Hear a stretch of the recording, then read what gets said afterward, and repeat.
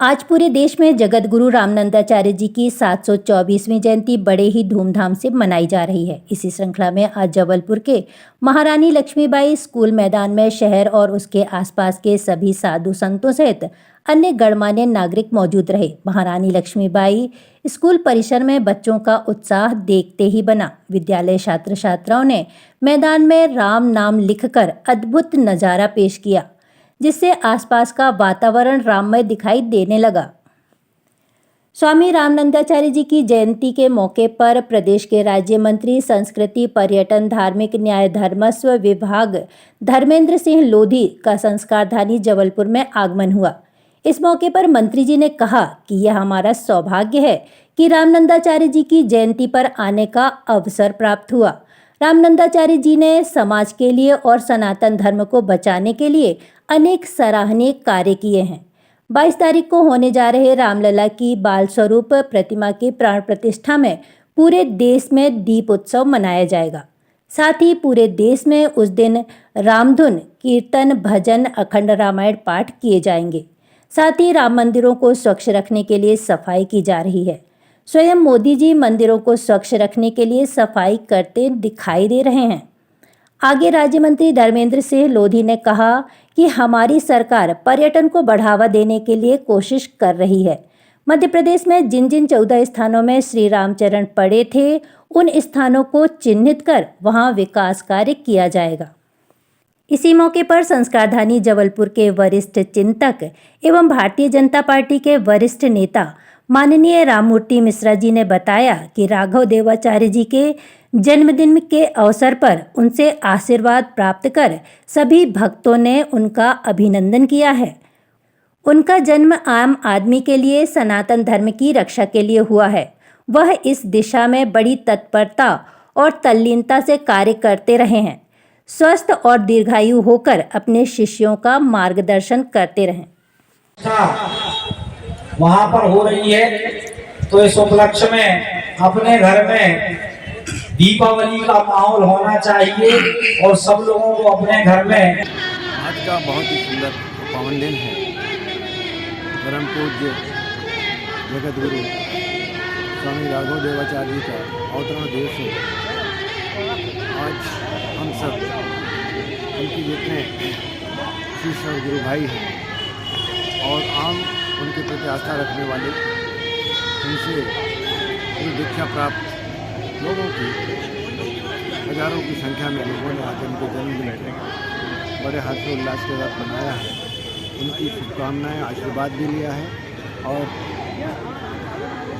सभी उनके शिष्यों ने उनका अभिनंदन और स्वागत किया है और उनके जीवन की सताई हो, उत्तम स्वस्थ जीवन हो, ऐसी मंगलमय कामना की गई है। राघव देवाचार्य जी का जीवन आम आदमी के लिए, सनातन धर्म की रक्षा के लिए अवतरण हुआ है। वो इस दिशा में बड़ी तत्परता और सरलता के साथ काम कर रहे हैं। आज उनके हजारों की संख्या में उनके शिष्य हैं। आज राम जन्मभूमि 500 वर्षों के बाद भगवान राम का प्राण प्रतिष्ठा 22 जनवरी को होने जा रहा है। इस परिप्रेक्ष्य में उन्होंने श्री राम रथ यात्रा प्रारंभ करके पूरे जिले में राममय वातावरण पैदा किया है।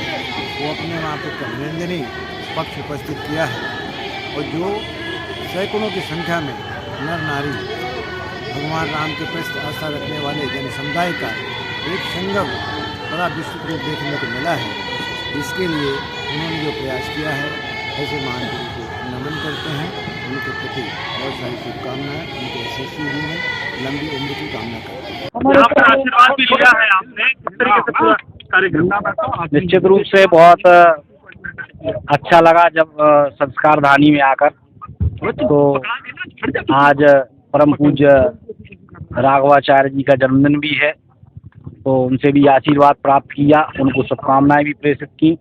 साथ ही राम मंदिर जो 22 जनवरी को अयोध्या में बाल स्वरूप की प्राण प्रतिष्ठा होने जा रही है, उसके संबंध में भी लोगों से आग्रह किया कि उस दिन दीपावली का माहौल होना चाहिए, घर घर दीप जलना चाहिए और भजन मंडली के माध्यम से, अखंड रामायण के माध्यम से मंदिरों को स्वच्छ करने के लिए स्वच्छता अभियान भी चलाया जा रहा है और बड़े मंदिरों में एलईडी के माध्यम से भगवान राम की प्राण प्रतिष्ठा का जो कार्यक्रम है वो भी पूरे प्रदेश में दिखाया जाएगा और पूरे प्रदेश में 28 स्थानों पर रामलीला का मंचन भी किया जा रहा है 3 दिवसीय।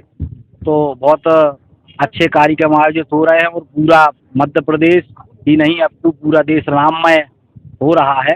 तो बड़ी ही प्रसन्नता का विषय है और संस्कृति मंत्रालय इस कार्यक्रम को लीड कर रहा है, ये बहुत ही और ही ज़्यादा प्रसन्नता का विषय है। संस्कृति और पर्यटन मंत्रालय भी है, किस तरीके से देखते हैं राम की भूमिका तो ठीक है, लेकिन पर्यटन को बढ़ाने के लिए क्या कोई पर्यटन को बढ़ाने के लिए ठोस कार्य योजना बन रही है और पर्यटन के क्षेत्र में हमारा प्रदेश नंबर 1 बने इसके लिए निरंतर काम जारी है। जैसे रामगमन पथ पर अभी चर्चा हुई, तो ये पर्यटन के क्षेत्र को आगे बढ़ाने के लिए, पर्यटन और संस्कृति को जोड़कर आगे बढ़ाने के लिए एक बड़ा कदम है, जिसमें भगवान राम जिन 23 स्थानों पर मध्य प्रदेश में रुके हैं, जिनका उल्लेख रामायण में आता है, उन स्थानों को विकसित करने का, रोड से कनेक्ट करने का मतलब एक बड़ा प्रोजेक्ट माननीय मुख्यमंत्री मोहन यादव जी के नेतृत्व में बन रहा है और निश्चित रूप से और जोड़ने की भी योजना सरकार के द्वारा बन रही है, जो आने वाले समय में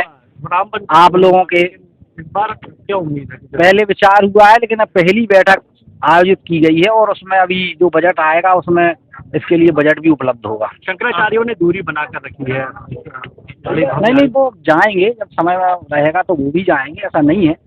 और शंकराचार्य हम सबके पूज्य हैं और निश्चित रूप से उनके ऊपर कोई बात करना ये सूर्य को दीपक दिखाने के। कांग्रेस लगातार जो है आरोप लगा रही है। कांग्रेस का काम है आरोप लगाना, क्योंकि कांग्रेस को भगवान राम के बारे में बात करना, राम मंदिर के बारे में बात करना शोभा नहीं देता, क्योंकि ये वही कांग्रेस है जिसने राम के अस्तित्व पर प्रश्न उठाया था, जिसने हलफनामा देकर कहा था कि राम काल्पनिक हैं, राम सेतु का कोई अस्तित्व नहीं है। जब ऐसे लोग राम के बारे में बात करते हैं तो मुझे कहीं ना कहीं हंसी आती है, और अगर कोई कांग्रेसी राम की बात करता है तो मुझे उसकी बात बगुला भक्ति के समान समझ में आती है। बहुत बहुत धन्यवाद। हिट वॉइस चैनल को लाइक और सब्सक्राइब करें